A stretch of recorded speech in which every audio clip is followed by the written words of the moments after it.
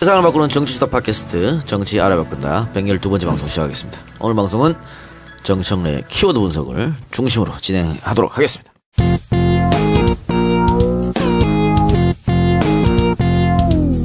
정청래 키워드 분석. 자, 정청래 키워드 분석 첫 번째 키워드 주진우. 전화부터 하나요? 주진우. 네. 네이버 인물 검색에는 이렇게 나와 있습니다. 주진우, 기자, 시사인, 학력, 성균관대학교 국어국문학과 졸업, 수상 같네.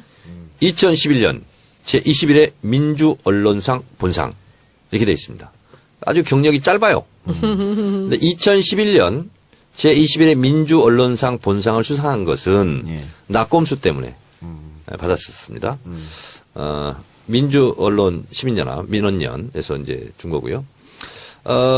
이 친구에 대해서 본인은 싫어하겠지만 성균관대학교가 학생운동을 하는 데가 굉장히 셌습니다. 아, 그렇습니까? 네, 그렇습니다. 국회의원들 많은데 네. 정대 출신들. 주진우는 최선봉에 섰습니다. 아, 그랬어요? 그렇습니다. 그때도? 운동권 학생이었습니다. 그래요? 예. 그래서 이제 운동을 한 사람들은 각자의 영역에서 그것을 끝까지 신념을 지키며 사는 사람들이 있죠. 그 중에 주진우 기자는 언론을 통해서 사회를 변혁시키겠다 하는 의지를 갖고 놀라운 분이죠. 예. 네.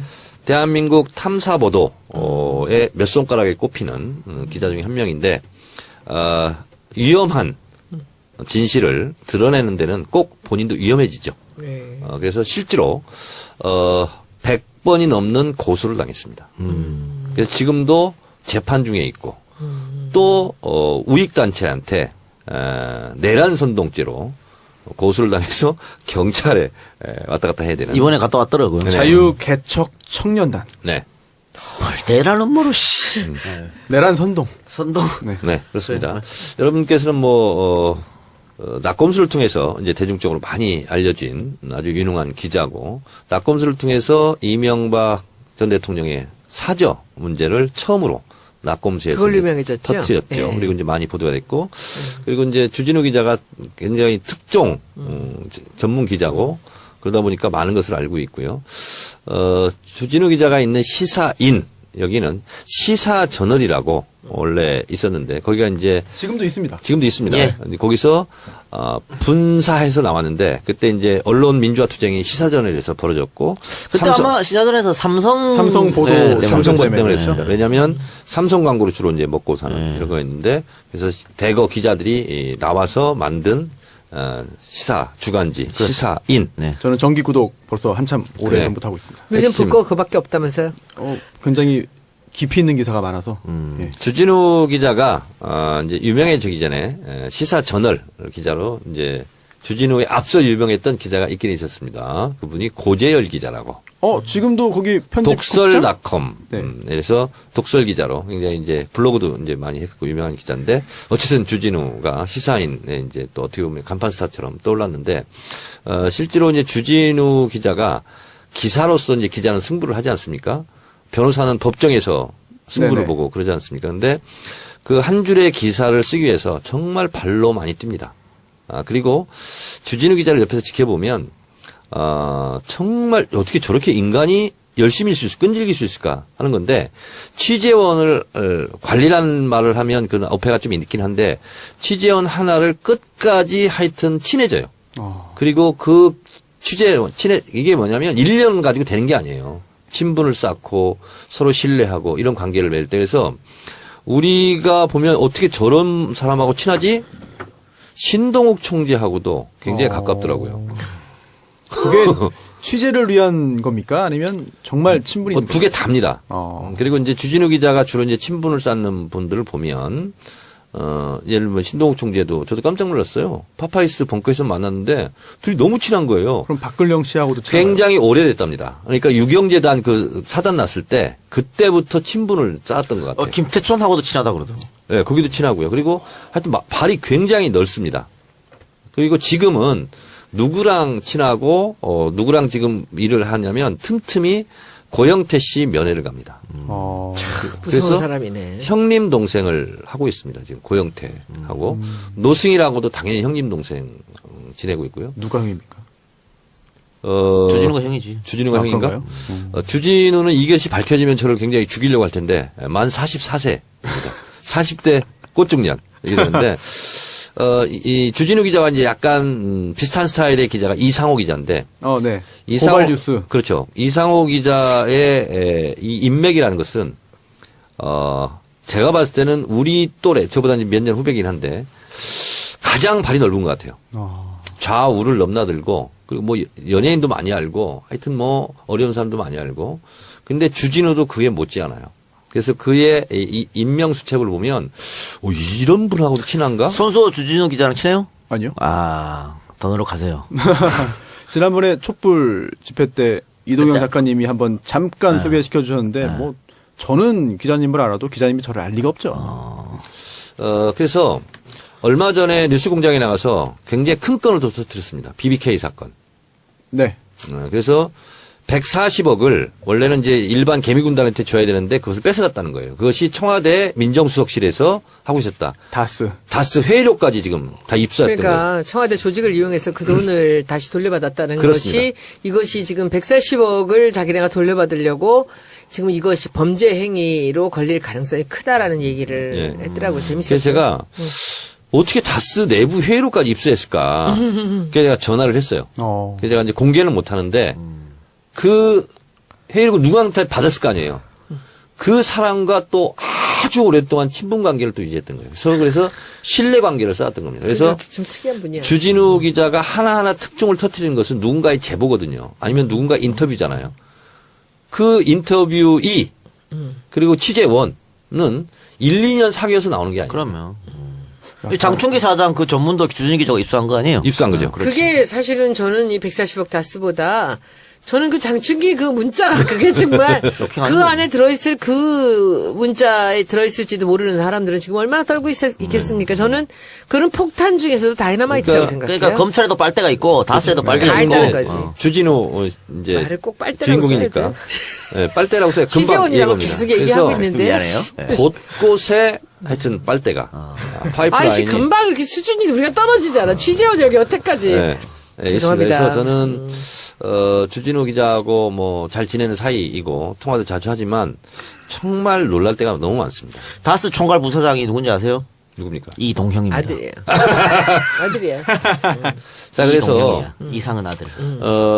주진우는 지금 목표가 예. 최순실 재산 찾는 거하고 이명박 감옥 보내기 프로젝트예요. 그래서 지금 그 주진우 주연 다큐멘터리 김호준 제작 저수지 게임 네. 이 영화도 만들었다 그러더라고요. 이제 다큐멘터리 영화도 만들었고요. 네. 그리고 이제 본격 대중 상업 영화도 이제 이걸로 만든다는데 그게 이번에 나온 이명박 추격기입니다. 네. 근데 이명박 추격기를 제가 대한민국에서 제일 먼저 받아가지고 제일 먼저 읽었어요. 책. 예, 책을요. 읽어봤는데 이거 무슨 블록버스터 완전 무슨 대형 영화로 만들어야 돼. 왜냐하면 그 영화 되겠더라 근데. 주진우가 가는 나라가 너무 많아 일단. 너무 많고 갑자기 무슨 뭐 이렇게 이상한 사람들이 많이 나타나고 그리고 또 뭐 협박도 당하고 그리고 막 싸움도 하고 그래요 실제로. 그 해외로 막 가고 그런 건 시사인에서 지원이 안 될 텐데 어떻게? 될 거예요. 안 됩니다. 안 될 텐데. 그거 될 사비로가요? 거예요. 안 됩니다. 그래서 주진우 기자가 제가 책 많이 팔아야 된다고 그러더라고. 시사인에 참 어려울 때 시사인 만들 때 대주주가 제가 잘 아는 분이거든요. 근데 시사인은 주진우 때문에 살아났어요. 그렇죠. 그렇죠. 지금 모든 주간지 다 죽었고 시사인이 지금 베스트거든요. 근데 주진우 기자한테 비행기값 안 주면 말이 안 돼. 아마 일부 받고 일부 안 받았을 때 앞으로는 더 이상 더 많이 줘야 될 거예요. 자. 주진우가 얼마나 회사를 키웠습니까? 아니 근데 그거는 뭐 회사 사정인데 어쨌든 주진우는 사비로 많이 움직입니다. 네. 왜냐하면 공금을 받아서 다닐 수가 없습니다 일단. 그래서 그 책에 보면 이제 이런 내용이 나와요. 하여튼 조력자예요. 그래서 뭔 돈을 줘야 되는데 다 줍니다 한 푼도 없이. 그리고 본인은 뭐 그렇게 되는데 그래서 이 취재원들이 있잖아요. 무슨 정보원처럼 나타나서 계속 얘기를 할 듯 하다가 안 나타납니다. 그래서 이제 취재에 또 막히고 그러다 또 몇 년 있다 또 그분이 또 나타나고 이렇게 되는 거예요. 그래서 그분이 네. 어디에 있다 그러면 해외 또 가야지. 비행기 타고 가야 되는 거예요. 생명의 위협을 느껴서 그런가요? 생명의 위협을 느끼기도 하죠. 그래서 왜냐하면 항상 현금이 있는 게 아니잖아요. 근데 돈이 있는 돈을 탈탈 털어가지고 비행기 값을 가고 오는 비행기 값이 또 없기도 하고 뭐 이런 경우도 너무 많대요. 그래서 여러분 저는 진정으로 얘기하는데 주진우가 예를 들어서 책을 냈다.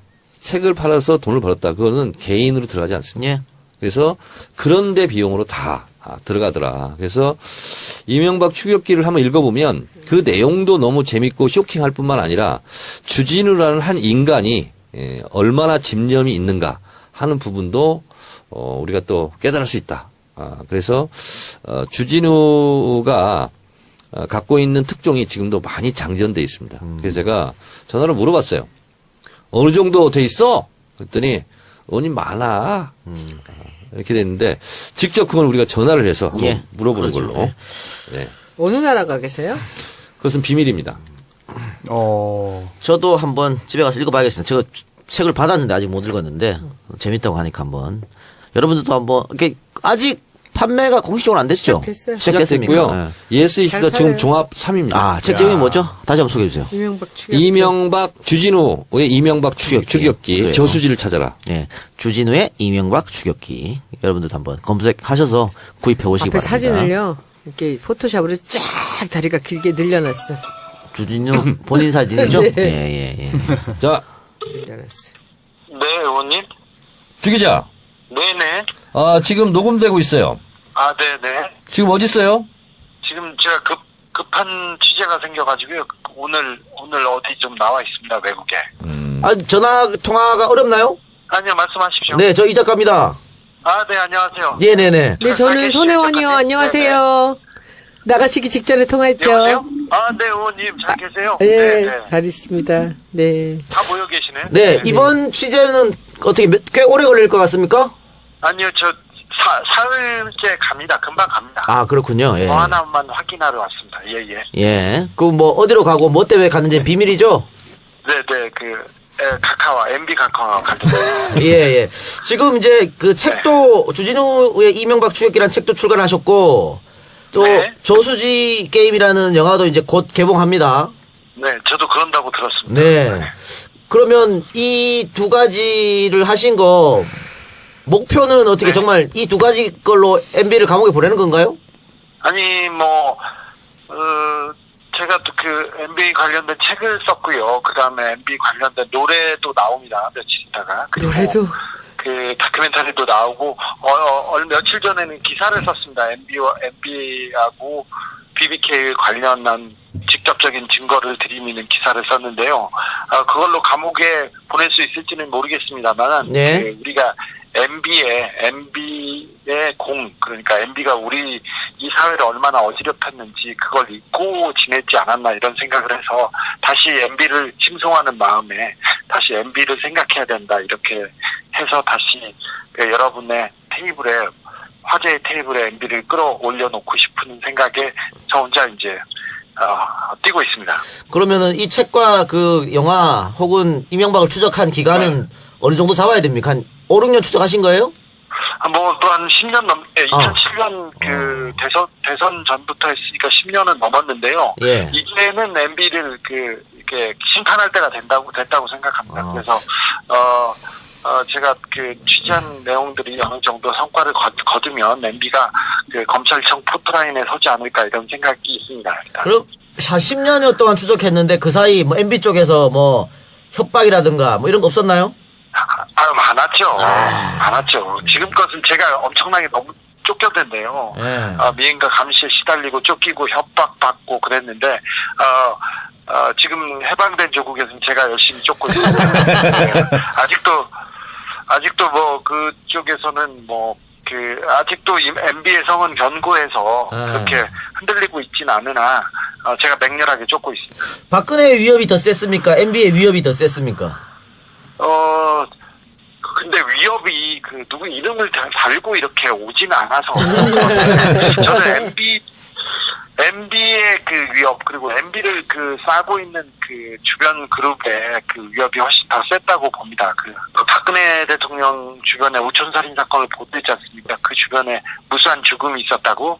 하지만 그 MB 주변에는 더 많은 일과 더 많은 사람들이 죽는 일을 목격했습니다. 그래서 MB의 위협이 조금 더 세고 아직도 견고하다고 그렇게 생각합니다. 제가 월요일 날 MB가 다스와 그리고 BBK와 직접적인 관련이 있다는 140억 관련된 증거들을 내밀었습니다. 근데 그날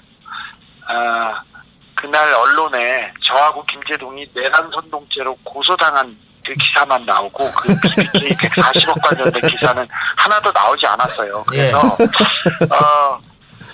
아직도 삼성이 이 땅에서 미치는 영향력이 크다는 거를 얼마 전 장충기 문자에서 봤는데 아직도 MB와 그리고 MB를 둘러싸고 있는 그 기득권들의 힘이 세다는 것을 절실히 느끼고 있습니다. 지금. 주 기자, 이명박 추격기 책 안에 보면 실제로 싸움한 것도 나오잖아요. 네. 그 싸움한 얘기 좀 해줘봐요. 그 싸운 거는 몸싸움한 다른 거. 얘기인데 17대1로 몸싸움 국정원 애들하고 몸싸움 한 거예요. 네. 그거는 저기 김현희를 쫓아다닐 때였는데 김현희를 쫓아다닐 거였는데 거기에서 이명박 각하하고는 지금 상관이 없는데 이명박 각하 쪽에서는 그렇게 몸싸움을 직접 걸거나 그러진 않고 사람들이 주변에서는 집 주변에서 서성인다던가 비행을 이렇게 세게 붙인다던가 아니면 그 차로 쫓아온다던가 그런 경우는 좀 있었었는데 MB 주변하고 몸싸움을 그렇게 했던 경우는 별로 없었어요. 근데 책에 보면 막 싸우고 두들겨 맞기도 했어요? 때렸어요? 맞았어요? 국정원 사람들하고는 몸싸움하다가 두들겨 맞기도 했죠. 제가 더 많이 때리긴 했습니다만 많았어요. 저도 많이 맞았죠. 네. 싸울 때는 잘 몰랐는데 이렇게 다시 돌아서 이렇게 올 때는 막 피가 떨어지고 옷도 찢기고 뚝뚝 떨어지고 그랬었죠. 고생이 많네요. 주 기자님, 저는 질문이 있어요. 네. 저는 사실 요즘에 그 이명박 죽이기보다 저는 장충기 문자가 너무 충격이었거든요. 근데 사람들 얘기로는 그 정보를 여러 언론사가 받았는데 다 못 실었고 주 기자만 그것을 오픈했다라는 설도 있던데 뭐 정확하게 말씀하시긴 어려운 거죠? 다른 언론사들도 그게 제가 공개를 다 했지만 다른 언론사 기자들도 그 문자에 대한 접근권은 그렇게 어렵지는 않았어요. 왜냐하면 재판에서 다 나왔던 맞아, 맞구나 그러면 증거로도 채택된 사안이기 때문에 그 취재를 한 사람은 이게 중요하다는 걸 알았어요. 그런데 다른 기자들이나 다른 언론사에서는 그 문자의 파괴력 때문인지 아닌지는 몰라도 그 취재를 하지 않았고 보도하지 않았었죠. 그래서 그렇죠. 제가 본의 아니게 특종을 하게 됐는데 다스 회의록은 다른 기자들이 접근할 수 있어요, 없어요? 접근할 수 있는데 사실 쉽진 않아요. 삼성도 쉽지 않고 다스도 쉽지 않고 저 정도 돼야 좀 접근하고 그래요. 사실 맞습니다. 그런데 다스도 그렇고요. BBK도 그렇고 그다음에 삼성 문제도 다른 기자들이 충분히 보도하고 취재할 수 있는 분야이기는 합니다. 근데 용기의 문제인데 그리고 또 눈치의 문제인 것 같습니다. 자꾸 장충기에서 보듯 장충기 문자에서 보듯 삼성한테 잘 보이려는 사람들, 이명박한테 잘 보이려는 사람, 권력에 잘 보이려는 그런 기자들이 많아서 언론이 지금 망가졌다는 소리, 기레기라는 소리를 듣지 않나 이렇게 생각해 봅니다. 예. 주 기자님, 저 하나 더 질문이요. 지금 그 장충기 문자를 선별해서 지금 공개를 하고 계시잖아요, 순차적으로. 네네. 앞으로 또 나올 건가요? 네, 이명박 대통령한테 집중하고 있어서요. 저는 이명박 대통령을 굉장히 칭송하는 사람이기 때문에 이명박 대통령에 집중하고 있어서 지금 잠깐 이명박 대통령으로 왔는데 이명박 대통령 기사가 끝나면 다시 돌아가서 그 부분을 한번 정리하려고 합니다. 근데 장충기 문자에서 주 기자님이 좀 지금 얘기 일부러 중간중간 좀 빼시기도 하는 거 아닙니까? 아니, 일부러 뺀 게 아니라 제가 몇 개만 이렇게 봐서 이렇게 공개한 거예요. 어떤 걸 빼고 선별하고 그게 아니라, 문자 관계인데 몇 월 며칠 날 누가 누구한테 정확히 나온 문자가 조금 드물어요. 네, 그래서 그렇구나. 네네. 일단 그 걸리는 것 중에 중요하고 크고 중요하고 그리고 누군지 특정할 수 있는 걸 먼저 고르다 보니까 그렇게 된 네, 거라고 알겠습니다. 된 거라고 저희도 그러면 말씀하시면- 이명박한테 집중하고 좀 기다리겠습니다. 네네. 네네. 네, 주 기자님. 일찍 들어오신다 했으니까 들어와서 우리 방송 한번 나와주세요. 그때 이야기 다 해주시고. 알겠습니다.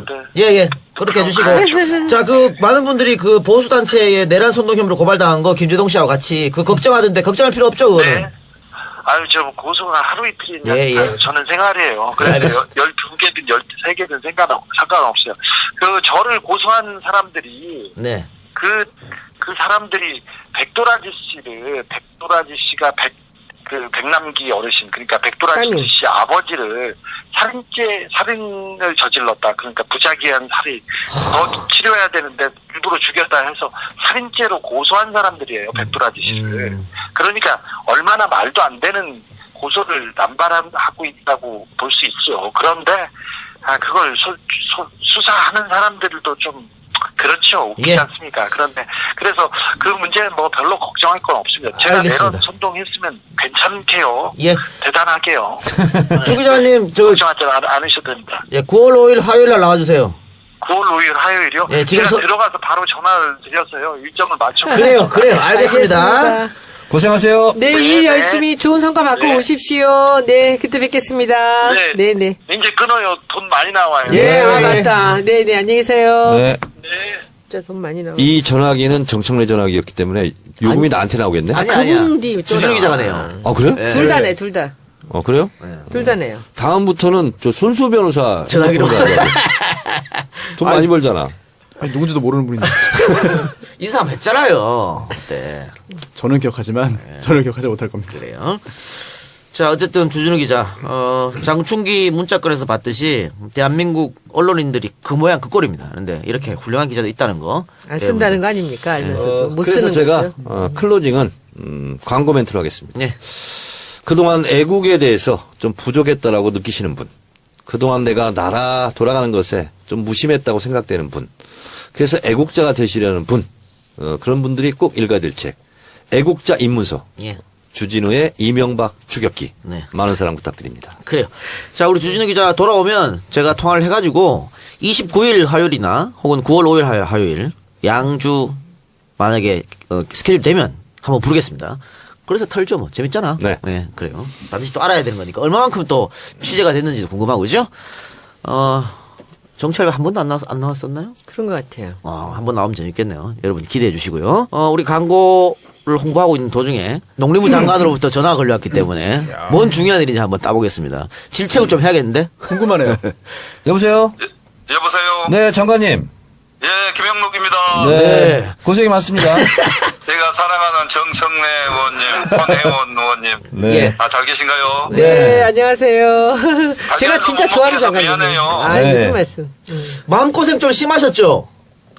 마음고생이 심했다기보다 너무 달걀도 못 먹게 만들었으니까 너무 죄송했죠. 예. 네. 자, 어쨌든 정치알바 청취자 여러분한테 인사 좀 부탁드리겠습니다. 짧게. 예. 한 일주일간 달걀 맘 놓고 못 먹게 해서 미안한데요. 제가 모든 달걀을 다 묶어놓고 3일간 전수검사를 다 해서 이제는 52곳 불합격 농장 제외하고는 모두가 안심할 수 있고 먹을 수 있게 이렇게 만들었습니다. 분명히. 그렇기 때문에 우리 국민들께서는 이제는 믿고 시중에 나와 있는 달걀을 구매하셔도 됩니다. 장관님, 예. 취임한 지 얼마 안 돼가지고 굉장히 큰 일이 벌어졌잖아요. 예. 사실은 엄청 우리 국민들 실생활에 직접 관련된 일이라 네네. 반응이 엄청나게 뜨겁고 어렵더라고요. 네. 이게 사건이 발생했을 때 좀 예. 많이 떨리셨어요? 아니, 어떻게 하든지 일단 다 묶어야 되겠다. 전국 달걀 유통을 출하 중지를 시켜놓고 이게 시켜야 되기 때문에 시켜놓고 며칠 만에 이 문제 해결할 거냐 네. 생각해 보니까 맨 처음에는 물어보니까 다 조사하는데 일주일 걸린다고 해서 너무 막막하더라고요. 네네. 그래서 어떻게 좀 빨리 하는 방법이 없냐, 국민들이 너무 불편하지 않냐, 어떻게 일주일을 견디겠냐 그랬더니 3일이면은 최대한 노력해서 하면 3일이면 끝날 수 있습니다. 네. 그래서 그때부터 마음이 좀 이제 앞이 좀 보이더라고요. 그러면 지금은 달걀 그냥 사 먹어도 상관이 없는 거예요? 예, 다 그 기준치 이하로 나온 거고 이번에 더 문제가 된 것은 친환경 달걀들이 친환경은 어찌됐든 하도 안 나와야 되는데 네네. 나왔기 때문에 문제가 많이 됐고 일반 달걀은 법에서 정한 기준치 이하면은 충분히 안심하고 먹을 수 있어요. 예. 어제 식약처에서 발표한 그게 뭐 달걀을 하루에 두 개 반 먹어도 평생 안심이다 하는 것은 그게 이제 하도 국민들이 걱정하니까 이야기를 한 거고요. 저희들은 네.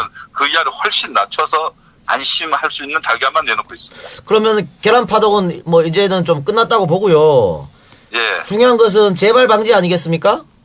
예, 앞으로는 계란, 닭고기 다 이력제 해서 어디로 갔는지 다 확인하기 때문에 이제는 우리 농민들이 안심할 수 있는 달걀만 생산할 거고요. 농약도 파는 거 다 기록 관리해서 누구한테 팔았는지 다 기록할 겁니다. 여기서 이제 문제가 됐던 것은 그 친환경 그런 업체들이 살충제 계란 파동에 아주 결정적인 그런 이 신뢰감을 그렇죠. 잃는 일을 한 거죠. 그래서 우리 장관님이 이제 친환경한 그 계란 달걀 농장들은 설령 기준치 이내라 하더라도 친환경으로는 안 되는 거거든요. 네. 그런데 국민들을 속였다는 그런 국민들의 배신감이 많이 든 거죠. 네, 장관님께서 그 사람들을 농피아라고 이름을 지셨어요. 농축산 분야의 공무원들과 마피아라고 해서 이제 아주 굉장히 강력하게 그 사람들 재취업 막고 재허가 막고 한다고 말씀을 드렸죠. 사실은 일반적으로 늘 나왔던 것들에서 나오는 그 수치는 옛날부터 똑같았던 것들인데 친환경이라는 데서 나와서 사람들이 이렇게 배신감을 느끼는 거 아닙니까? 친환경 인증 시스템에 대한 개선이 필요하다고 그러는데. 그렇지요. 친환경이라는 것도 있고요. 그동안에 이제 이런 것들이 단속이 제대로 안 이루어지다 보니까 아무래도 더 많이 쓰는 경향이 있었지 않을까. 근데 이번에 이제 우리 농민들도 사실은 깜짝 놀란 거고, 농민들도 이제 이렇게는 해서는 안 되겠구나 하고 느낀 거고, 사실 농민들도 이번에 엄청 그 마음 할 수밖에 없어요. 예. 그런 거죠. 정부에서 친환경 농산물 그 인증 업무를 담당하다가 퇴직한 사람들이 민간업체에 예. 재취업해갖고 이런 짓들을 벌린 거예요. 이게 농피아라는 말씀을 한 거죠. 재취업한 인증기관에서 했던 농장들도 이번에 많이 걸렸습니다. 그렇죠. 그게 이제 검은 유착이 이렇게 나왔다는 거죠. 근데 참 저는 그 의원 시절에도 우리 의원님 제가 제일 좋아했잖아요. 그렇죠? 아니 어차피 한번 짚고 나갈 대목인데 그쵸. 너무 적극적으로 한꺼번에 안 할 수가 없어서 그렇게 했기 때문에 네. 국민들이 한 며칠간 정말 불편했을 겁니다만 그러나 이게 이제 새롭게 우리 안전관리를 하기 위한 패러다임의 전환이라고 봐야 됩니다. 장관님, 예. 지금 사실은 우리 저기 예정이 없던 갑자기 저하고 지금 전화하다가 지금 연결을 했는데 말씀을 잘 하시는데 예. 좀 다른 질문 해드릴게요. 예. 문재인 대통령 100일 잘하고 계신 거죠? 엄청 국민들이 소통하고요, 좋아하고 저는 광복절 행사, 네. 국가기념일 행사 가서 눈물 나는 건 처음이에요. 처음이었어요. 국가기념일 행사 가서 우리가 울어본 적 있나요? 예. 굉장히 잘하고 계신 거죠? 그건 제가 뭐 문재인 대통령 좋아하고 좋아하지 않고를 떠나서 네. 우리 국민이라면은 당연히 생각할 수 있는 그런 부분을 이야기하셨기 때문에 아마 제가 감동을 받았을 거고 많은 분들이 저만 그런 게 아니라 옆에 계신 분도 훌쩍이더라고요. 우리 장관님도 문재인 대통령처럼 잘하고 계시다고 지금 스스로 자평하고 계십니까? 아니면 어떻습니까? 아니 요즘에 국민들도 괴롭게 만들었고 우리 농민들도 어렵게 만들었는데 어떻게 잘한다 하겠습니까? 할 일이니까 한다 하는 마음으로 하고 있습니다. 그런데 우리 저기 장관님께서 이렇게 초기에 이렇게 큰 일을 한번 이렇게 이제 만나셔서 제가 보기에는 훨씬 더 긴장하고 우리 먹는 거 갖고 장난치면 안 되거든요. 그렇죠? 예, 긴장하고 예, 너무 예. 잘하실 것 같고 이 여러분들이 조금씩 지금 좀 잊으셨을 텐데 사실은 우리 김영록 장관님이 지난번 그 20대 대선에서 20대 총선에서 우리 예. 다 그 의리를 지키느라고 이 배지를 잃으신 분이잖아요. 호남에서. 아니요, 그런 몇 의리를 분. 하느라고 그랬죠. 아니에요. 그런 의리를 지켰던 몇 분 중에 한 분이셔서 저는 아주 항상 이제 애틋하게 바라보고 있었습니다. 네. 하여튼 장관 너무 잘하셔서. 이번에도 하루 네. 일하면서 느낀 게 여름이 뭐였냐면요. 네.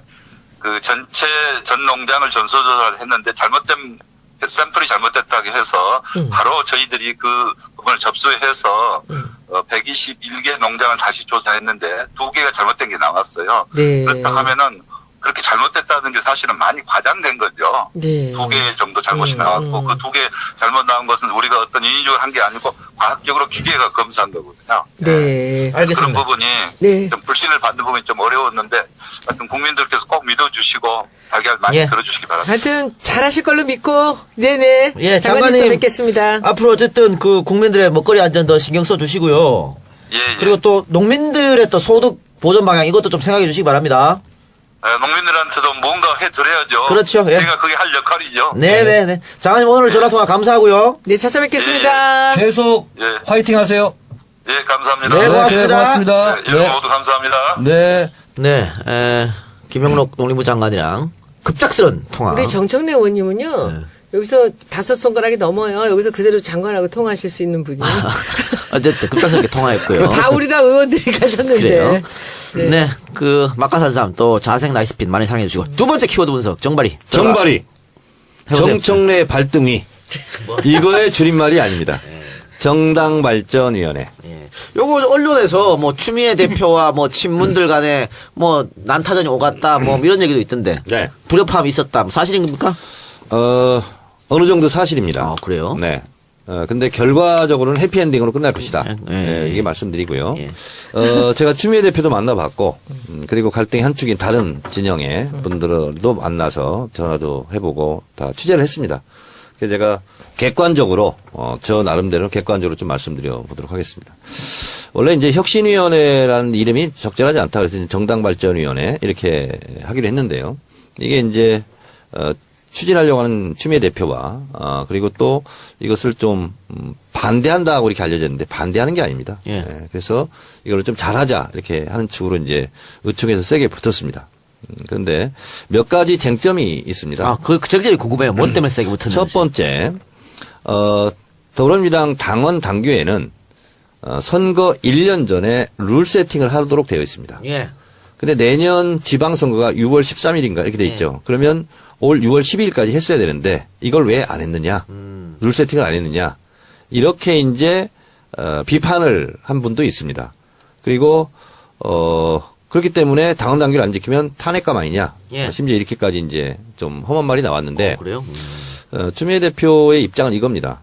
그렇다면 5월 9일 날 대선이 있고 5월 10일 새 정부 출범하자마자 당은 지방선거 룰 세팅에 들어갔고 그러면 문재인 정부 출범하자마자 더불어민주당은 지방선거 공천 싸움 벌어져 밥그릇 챙기기 혈안이 돼. 이게 가능했냐는 거죠. 예. 그래서 인사청문회도 앞두고 정부조직법도 있고 추경도 있는데 물리적으로 불가능했다. 그걸 알면서 어떻게 당원 당규를 지키지 않았다고 해서 그렇게 나를 공격할 수 있느냐. 이런 입장입니다. 네, 네. 근데 저는 그것은 추미애 대표의 입장이 저는 옳아 보입니다. 왜냐하면 문재인 대통령 경선할 때 그때도 1년 전에 룰 세팅을 못했습니다. 당원 당규를 지켜야 되는 것이 당연하지만 실제로 급작스러운 이렇게 박근혜 대통령 탄핵과 이런 일정이 겹치면서 그거는 저는 당원 당규를 지키느라고 6월 한 달 동안 룰 세팅을 하는데 저는 정신을 쏟는 것은 저는 안 한 게 너무나 잘했다. 저는 이렇게 예. 보고 있습니다. 그 부분은 그렇게 저는 생각을 합니다. 두 번째 부분은 중앙당에서 갖고 있던 전략공천 30%가 없어졌습니다. 지방선거. 그래서 이것을 시도당으로 돌려줬습니다. 예. 그런데 여기서 약간 미묘한 문제가 벌어진 겁니다. 지방선거 전략공천 30은 중앙당에서 그냥 행사하던 거예요. 이것을 시도당으로 나눠주자. 예. 일종의 이제 지방분권 이런 거죠. 지방자치분권 이런 것 차원에서 나눠졌는데 필요한 경우에는 전략공천을 할 수도 있는 거 아니냐 이런 입장이 있는 것 같고요. 그렇지 않다. 그냥 경선하면 된다. 이렇게 이제 뭐랄까 좀 붙었어요. 네네네. 그랬는데 추미애 당대표 입장에서는 이 지방선거에서 경선을 다, 관리를 못하는 그런 취약한 시도당도 있지 않느냐. 이제 이렇게 된 거예요. 근데 그것을 또 반박하는 측에서는 아니, 그렇다면 그것은 중앙당에서 도와주면 되는 일이고 그렇다고 해서 그걸 안 한 것처럼 얘기하는 것은 아니지 않느냐. 언제 안 한다고 했냐. 이제 이렇게 됐어요. 그리고 이제 세 번째는 좀 민감한 부분인데요. 평가위원회라는 게 있습니다.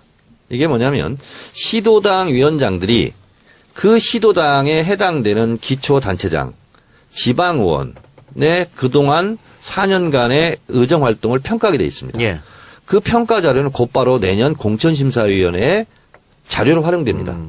그렇기 때문에 시도당 위원장들이 평가권을 가졌다는 것은 간접적인 공천권을 행사할 수 있는 예. 그런 권한을 가진 거죠.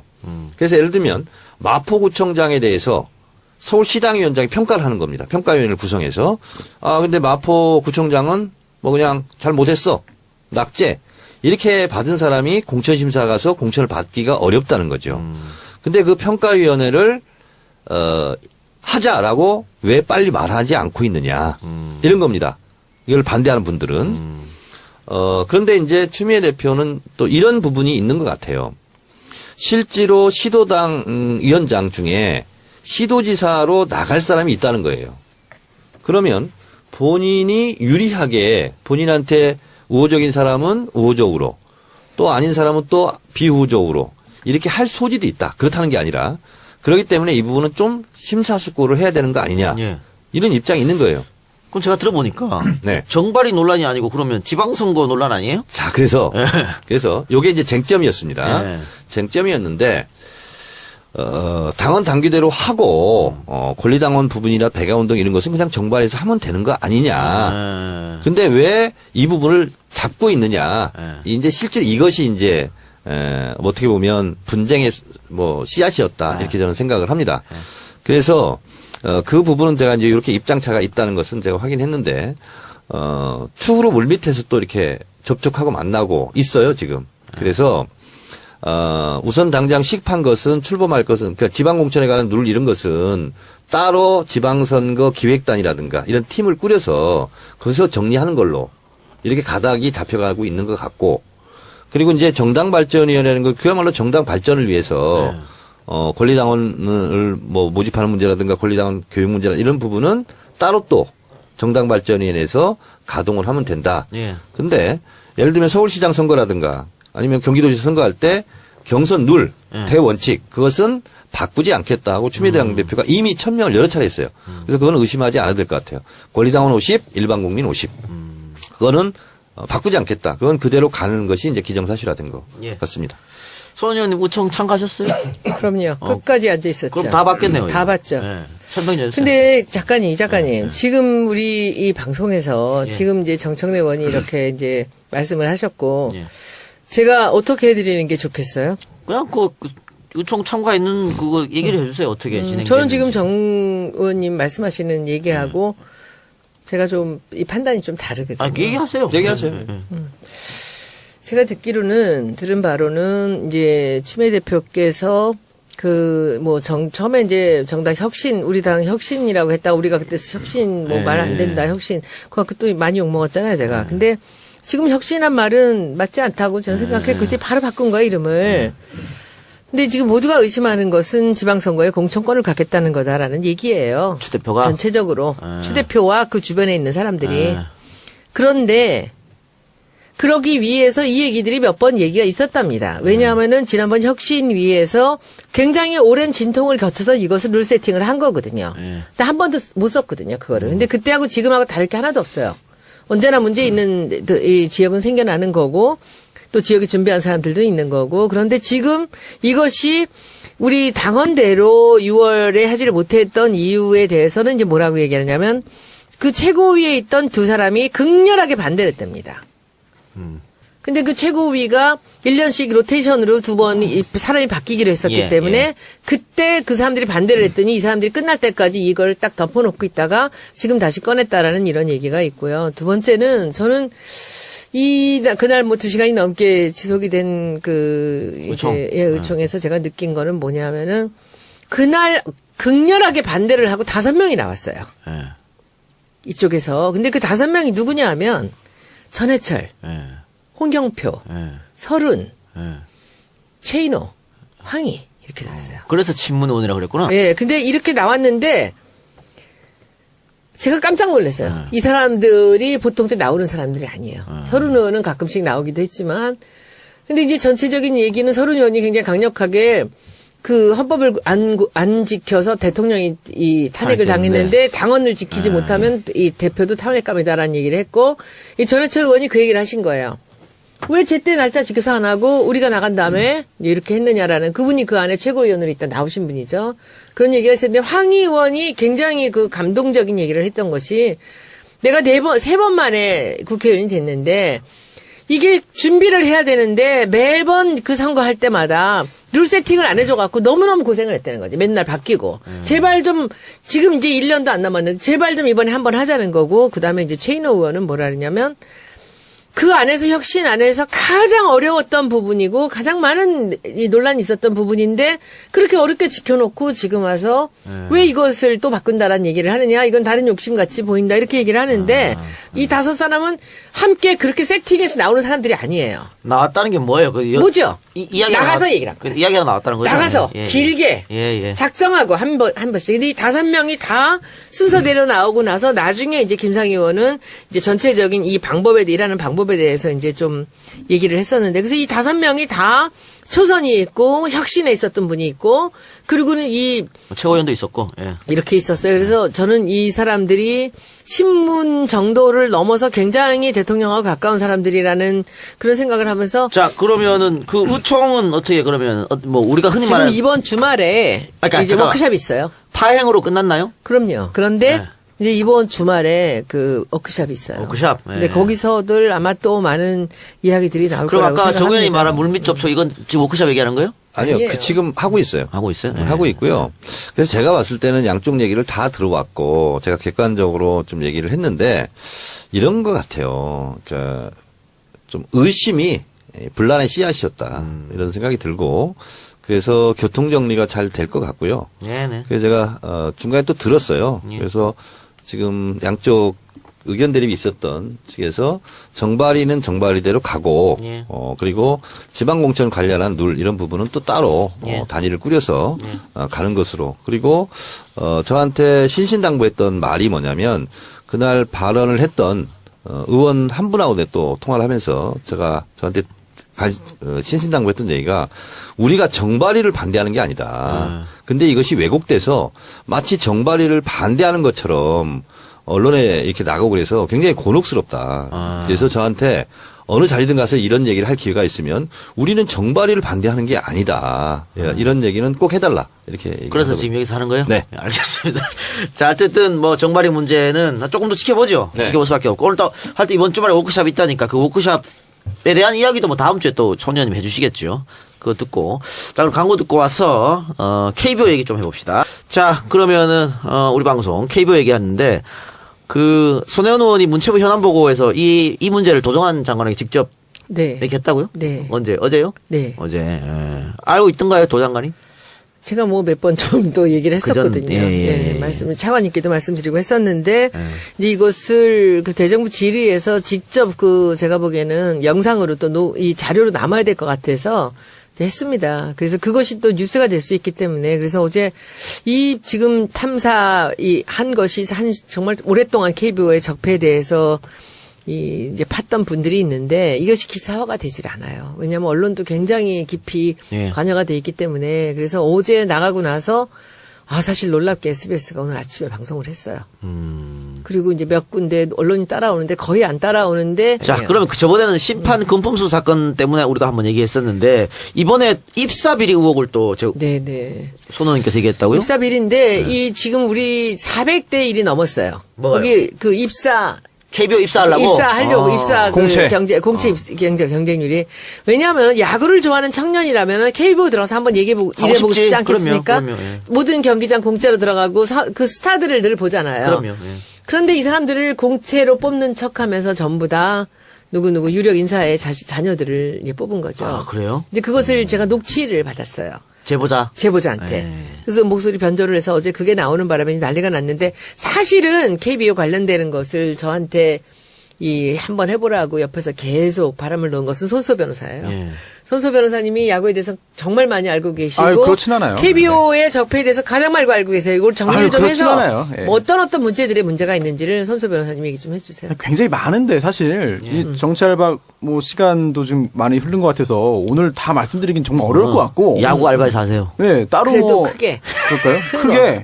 크게 좀 전에 말씀해 주신 그런 입사 비리가 있고요. 굉장히 좀 공채 비리. 그동안에 특채가 많이 있었고 그 인물들의 그런 관련성을 보니까 정말 끼리끼리 했구나 하는 생각을 지울 수가 없습니다. 그리고 이게 아직 보도가 나오진 않았는데 그 전직 심판이죠.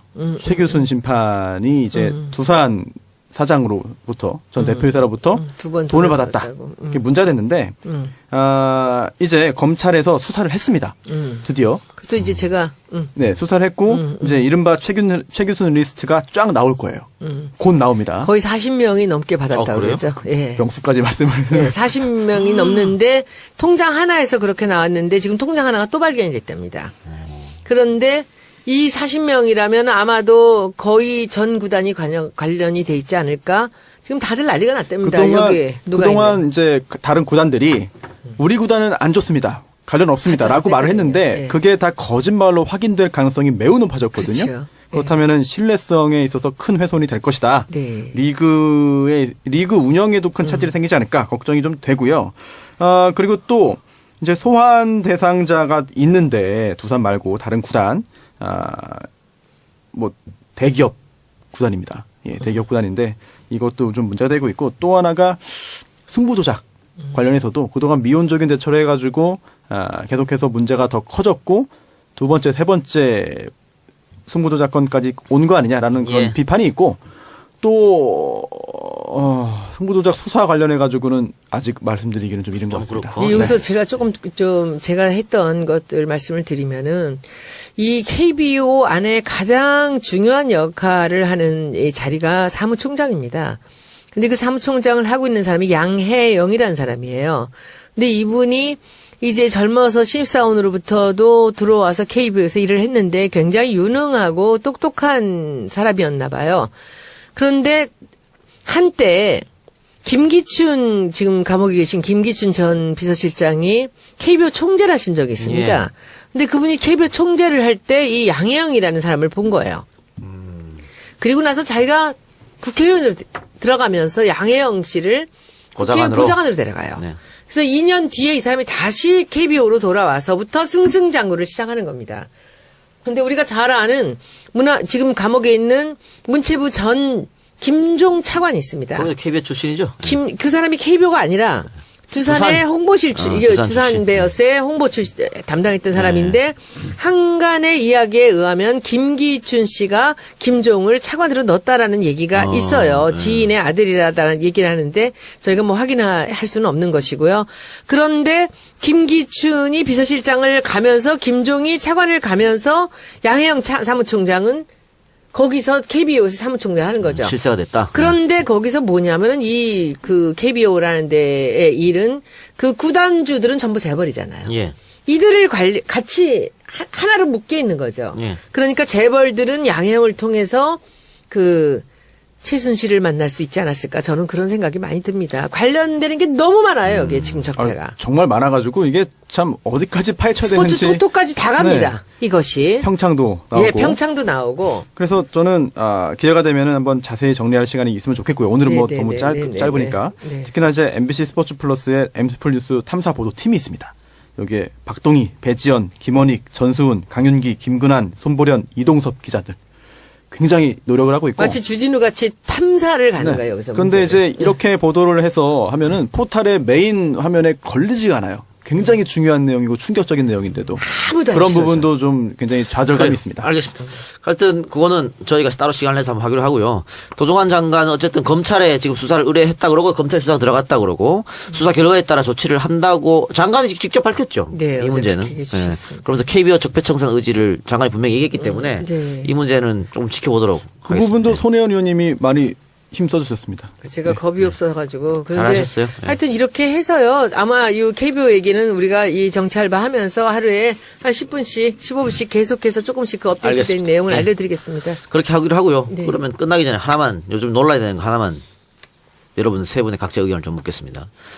그 원래 내년부터 종교인 가세가 시행될 예정이었습니다만 또 일부 의원들이 2년 유예해야 된다라는 주장을 하고 있습니다. 법안도 낸 걸로 지금 알려졌는데 2년 유예를 했는데 또 2년 유예 하자고 하거든요. 종교인 가세에 대해서 그냥 짧게 해야 된다 말아야 된다 이건 좀 부탁드리겠습니다. 마가복음 네. 12장 13절부터 17절의 말씀. 네. 예수께서 말씀하셨어요. 네. 세금 내야 되냐? 네. 내야 된다. 가이사의 것은 가이사에게. 가이사에게. 예, 그래요. 예수님 말씀대로 저는 따르고 네, 싶습니다. 선별 취지에 공감하고요. 네. 다만 뭐 세부적인 2년 유예 취지 공감입니까? 아니요. 네. 네, 세금 징수에 네. 공감하고 이제 그 세법에 항목을 새로 신설하는 거니까요. 이미 돼 있습니다. 네, 돼 있죠. 근데 이제 반대하는 측에서는 절차적인 부분에서 준비가 미흡하다라는 입장인데 제가 볼 때는 이미 준비 다 된 것 같아요. 그럼요. 그래서 김진표 의원 같은 경우에도 뭐 시행에 문제 없다는 입장으로 바뀌었습니다. 예. 그렇다면은 법을 만들어놨고 그동안 오랜 기간 동안 많이 준비했고 또 논란을 겪으면서 시행 직전에 온 것이기 때문에 지금은 시행하는 게 타당하다는 생각입니다. 의원님도 같은 생각입니까? 저는 뭐 교회 다니는 사람으로서 저는 국회의원들이 여러 이 단체나 집단들의 이익을 위해서 일을 하지만은 종교인의 과세에 대해서 더 이상 이 국회의원들이 얘기를 한다는 건 저는 맞지 않다고 봅니다. 법대로 정했으면 해야죠. 그렇습니다. 네. 저 네. 30초만. 예. 이게 오늘 MBC 주제가 있었는데 이거 너무 앞에 이야기들이 MBC. 많아서 못했네요. 그런데 오늘 그 아나운서들. 아나운서들이 이제 성명도 발표하고 네. 지금 제작 거부 중인데 네. 공문이 내려왔대요. 예, 위에서 뭐라고?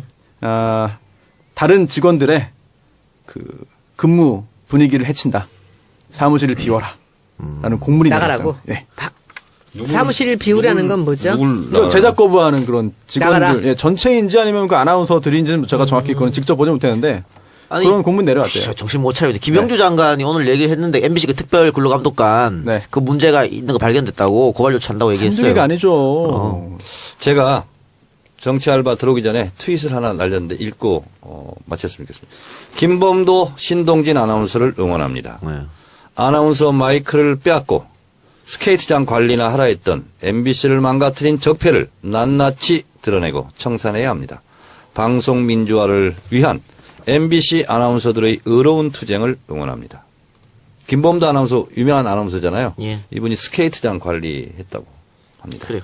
알겠습니다. 그러면 다음 주는 우리 저 영화 공범자들을 만든 최승호 PD 혹은 그 지금 그 투쟁하고 있는 아나운서 네. 이런 분들 중에 불러요. 한 분 불러가지고 그 얘기를 좀 좋습니다. 괜찮죠? 해보도록 하겠습니다. 너무 좋아. 그러면은 주진우 기자 자연스럽게 다 다음 주로 넘어가겠네요. 그리고 또 지금 1부, 2부. 그렇게 되겠네. 예. 함께 투쟁하는 그런 그 MBC 직원들이 있는데 근데 한 가지 걱정되는 거는 그 내부에서 갈등이 또 있대요. 그래서 그동안 얼마나 열심히 투쟁했냐 또는 각을 세웠냐를 가지고 또 이게 좀 나뉘는 것 같은데 이제 그런 거는 그러지 없었으면 좋겠어요. 그런 정말 거 없고 예. 그 회장인 김범도 아나운서 정말 그런 거 없었으면 좋겠어요. 제가 지금 좀 있어서 모실까요? 그래요. 예. 그래요. 자, 그러면은, 김장겸 고대영은 빨리 물러나도록 하고, 우리도 물러나도록 하겠습니다. 여러분들 들어주셔서 대단히 감사합니다. 물러납니다. 예. 그러면 다음 주에는 아주 그냥 이 사람들 불러서 그냥 한 합시다. 시간 풀로 한번 해보자고요. 손혜원 의원님도 빨리 물러나십시오. 그렇게나. 나 가까워. 전 2부에만 나오고 싶어, 이제. 자, 한번 다음 주는 제가 한번 섭외해보고요. 자, 우리 네. 모두 물러납시다. 예. 다음 네. 주 뵙겠습니다. 고맙습니다. 많았죠. 많았죠. 지금 것은 제가 엄청나게 너무 쫓겼는데요.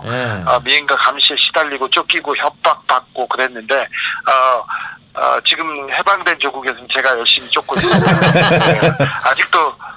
아직도 뭐 그쪽에서는 아직도 MB의 성은 견고해서 그렇게 흔들리고 있진 않으나 제가 맹렬하게 쫓고 있습니다. 박근혜의 위협이 더 셌습니까? MB의 위협이 더 셌습니까? 근데 위협이 누구 이름을 달고 이렇게 오진 않아서 저는 MB의 그 위협 그리고 MB를 싸고 있는 그 주변 그룹의 그 위협이 훨씬 더 셌다고 봅니다. 박근혜 대통령 주변에 우천살인 사건을 보도했지 않습니까? 그 주변에 무수한 죽음이 있었다고. 하지만 그 MB 주변에는 더 많은 일과 더 많은 사람들이 죽는 일을 목격했습니다. 그래서 MB의 위협이 조금 더 세고 아직도 견고하다고 그렇게 생각합니다. 제가 월요일 날 MB가 다스와 그리고 BBK와 직접적인 관련이 있다는 140호 관련된 증거들을 내밀었습니다. 근데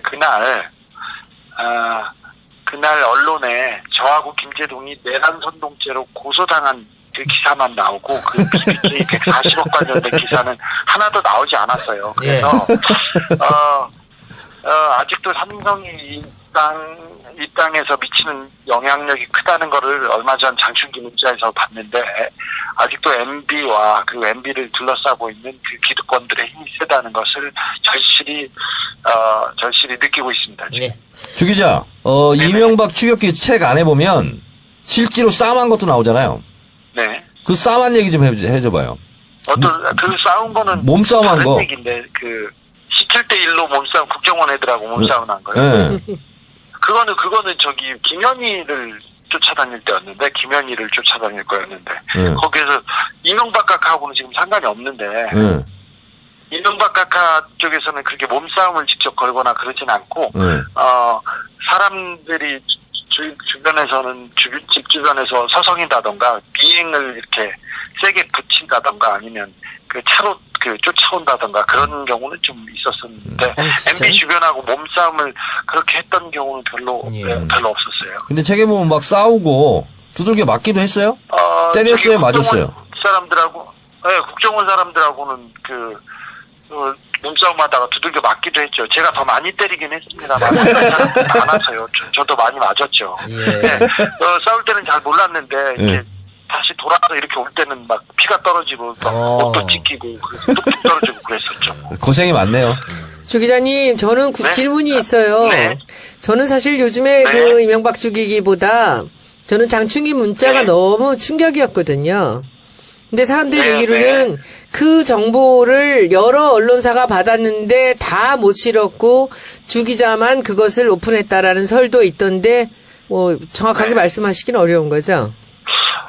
다른 언론사들도 그게 제가 공개를 다 했지만 다른 언론사 기자들 그 전문도 주진 기자가 입수한 거 아니에요? 입수한 거죠. 그게 사실은 저는 이 140억 다스보다 저는 그 장충기 그 문자가 그게 정말 그 안에 들어있을 그 문자에 들어있을지도 모르는 사람들은 지금 얼마나 떨고 있겠습니까? 저는 그런 폭탄 중에서도 다이너마이트라고 생각해요. 그러니까 검찰에도 빨대가 있고 다스에도 빨대가 다 있고. 있다는 거지. 주진우 이제 말을 꼭 빨대라고 주인공이니까 써야 돼. 빨대라고 써요. 금방 취재원이라고 이해갑니다. 계속 얘기하고 그래서 있는데 미안해요.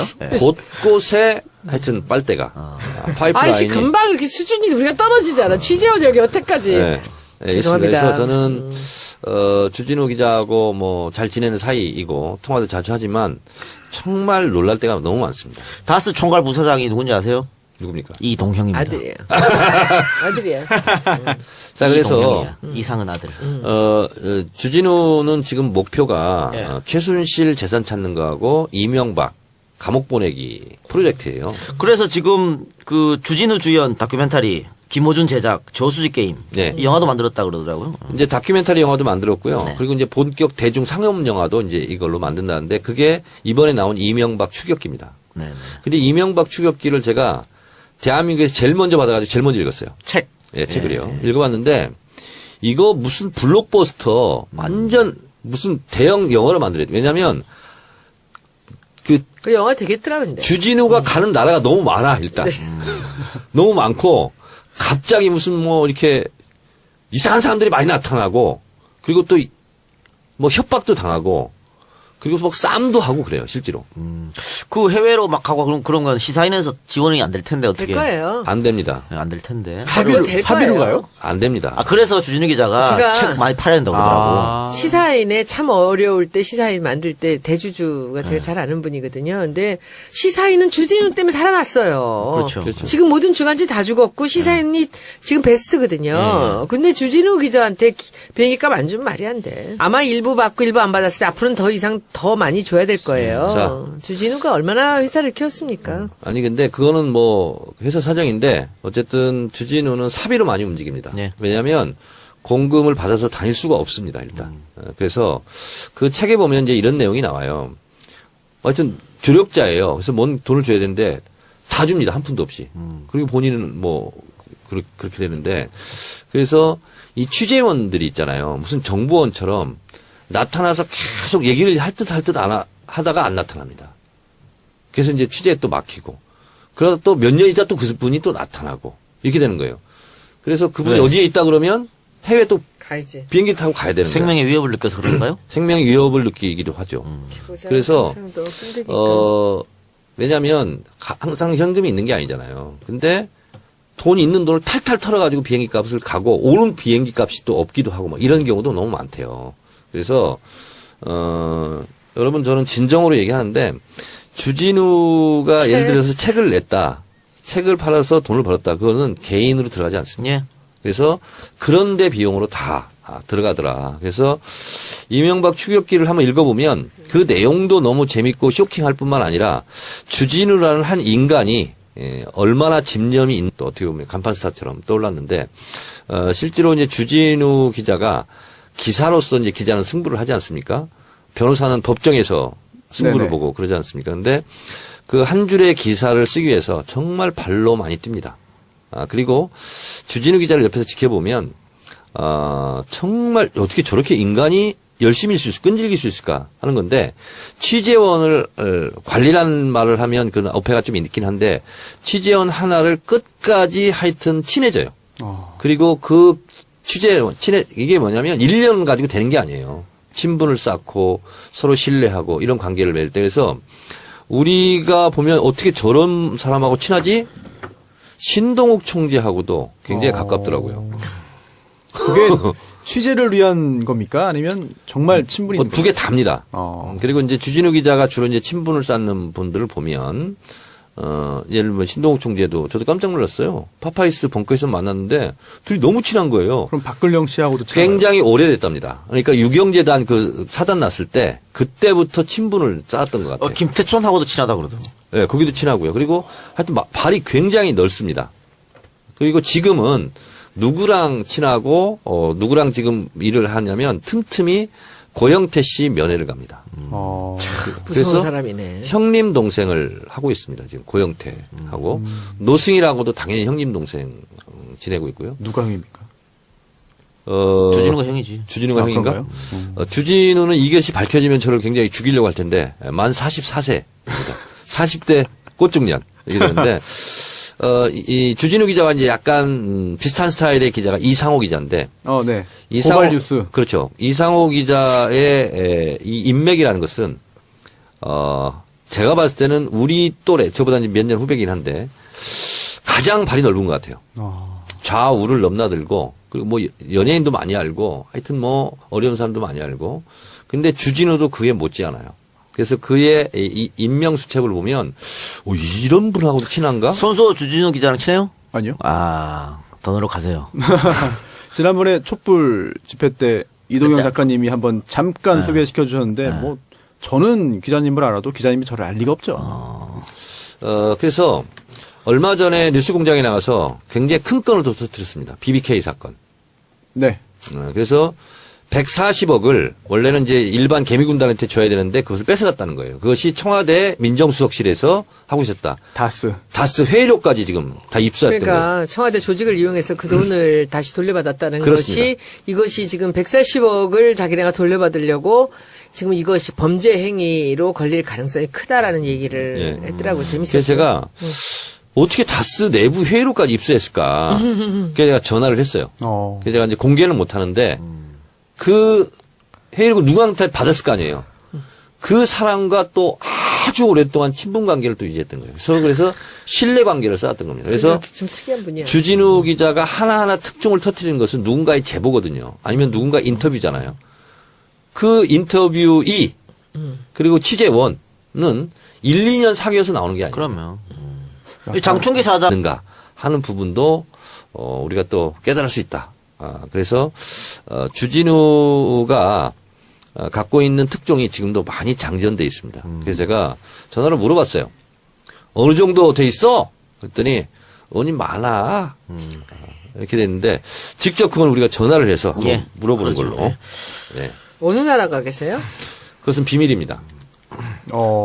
저도 한번 집에 가서 읽어봐야겠습니다. 제가 책을 받았는데 아직 못 읽었는데 재밌다고 하니까 한번 여러분들도 한번 이렇게 아직 판매가 공식적으로 안 됐죠? 시작됐어요. 시작됐고요. 예스24 잘 지금 팔려요. 종합 3위입니다. 아, 책 제목이 뭐죠? 다시 한번 소개해 주세요. 이명박 추격. 이명박 주진우의 이명박 추격기 그래요. 저수지를 찾아라. 네, 주진우의 이명박 추격기. 여러분들도 한번 검색하셔서 구입해 오시기 앞에 바랍니다. 사진을요. 이렇게 포토샵으로 쫙 다리가 길게 늘려놨어.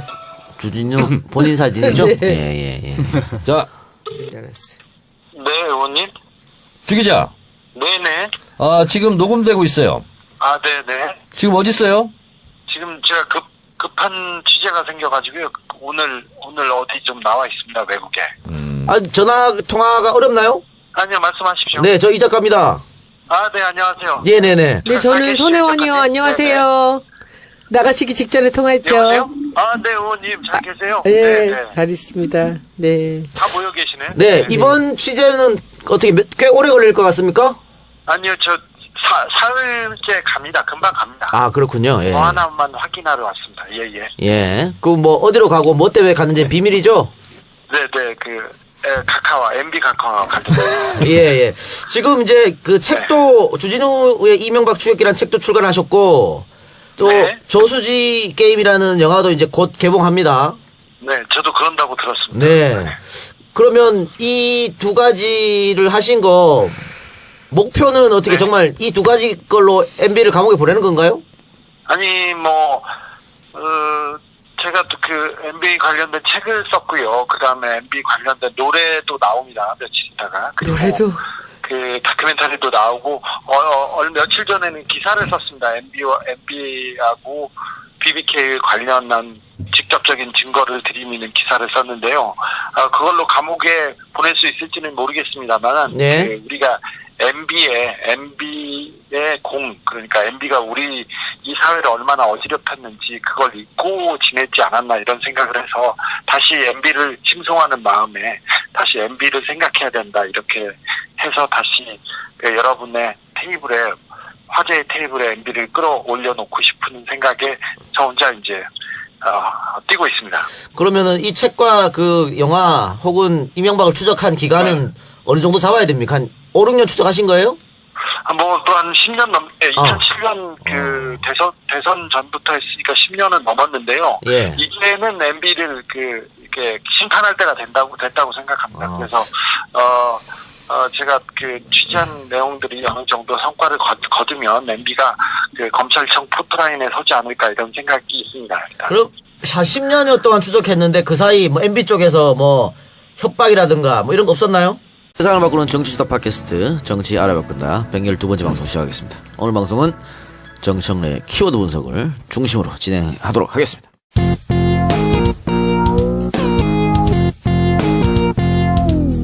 정청래 키워드 분석. 자, 정청래 키워드 분석 첫 번째 키워드 주진우. 전화부터 하나요? 주진우. 네. 네이버 인물 검색에는 이렇게 나와 있습니다. 주진우, 기자, 시사인, 학력, 성균관대학교 국어국문학과 졸업, 갑수랑 같네. 2011년 제21회 민주언론상 본상 이렇게 되어 있습니다. 아주 경력이 짧아요. 근데 2011년 제21회 민주언론상 본상을 수상한 것은 낙검수 때문에 받았었습니다.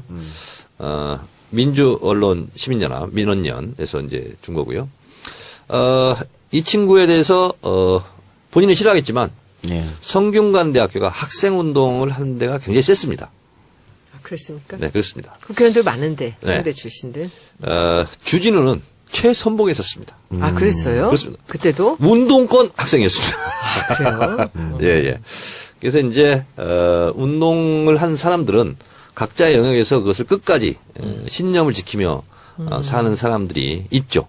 그 중에 주진우 기자는 언론을 통해서 사회를 변혁시키겠다 하는 의지를 갖고 놀라운 분이죠. 네. 네. 대한민국 탐사보도에 몇 손가락에 꼽히는 기자 중에 한 명인데 위험한 진실을 드러내는 데는 꼭 본인도 위험해지죠. 그래서 실제로 100번이 넘는 고소를 당했습니다. 그래서 지금도 재판 중에 있고 또 우익단체한테 내란 선동죄로 고소를 당해서 경찰에 왔다 갔다 해야 되는. 이번에 갔다 왔더라고요. 네. 자유 개척 청년단 네. 내라는 뭐로 씨. 내란 선동. 선동. 네. 네, 그렇습니다. 여러분께서는 낙검수를 통해서 이제 대중적으로 많이 알려진 아주 유능한 기자고, 낙검수를 통해서 이명박 전 대통령의 사저 문제를 처음으로 낙검수에서 그걸로 이제 유명해졌죠. 터뜨렸죠. 예. 그리고 이제 많이 보도가 됐고, 그리고 이제 주진우 기자가 굉장히 특종 전문 기자고, 그러다 보니까 많은 것을 알고 있고요. 주진우 기자가 있는 시사인, 여기는 시사저널이라고 원래 있었는데, 거기가 이제 지금도 있습니다. 지금도 있습니다. 예. 근데 거기서 분사해서 나왔는데, 그때 이제 언론 민주화 투쟁이 시사저널에서 벌어졌고, 그때 아마 시사전에서 삼성 보도 삼성 때문에. 때문에 했습니다. 왜냐하면 삼성 광고로 주로 이제 먹고 사는 이런 거였는데, 그래서 대거 기자들이 나와서 만든 시사 주간지 시사인. 네. 저는 정기 구독 벌써 한참 오래전부터 하고 있습니다. 요즘 핵심. 볼 거 그밖에 없다면서요? 굉장히 깊이 있는 기사가 많아서 예. 주진우 기자가 이제 유명해지기 전에 시사 저널 기자로 이제 주진우에 앞서 유명했던 기자가 있긴 있었습니다. 그분이 고재열 기자라고. 지금도 거기 편집 독설닷컴. 네. 그래서 독설 기자로 굉장히 이제 블로그도 이제 많이 했고 유명한 기자인데, 어쨌든 주진우가 시사인에 이제